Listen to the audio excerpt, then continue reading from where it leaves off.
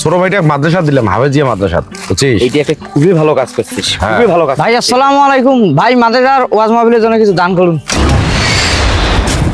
এই থাম থাম থাম থাম, এই থাম, এদিকে আয়, এদিকে আয়, এদিকে আয়।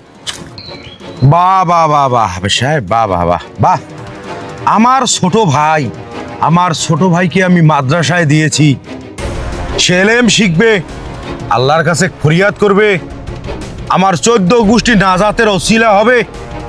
আর আপনি আমার এই আদরের ভাইকে নিয়ে রাস্তায় রাস্তায় ভিক্ষা করতেছেন।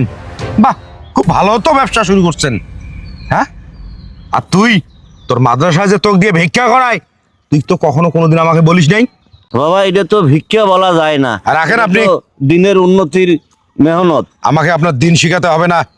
আপনি জানেন না নবীজির শিক্ষা করোনা ভিক্ষা? এই দেখ দেখ যান, আপনার কত ভিক্ষা করার শখ আছে, আপনার যদি ছেলে থাকে তাকে দিয়ে করান। ভিক্ষা নয় শিক্ষা, নবীজির শিক্ষা করোনা ভিক্ষা।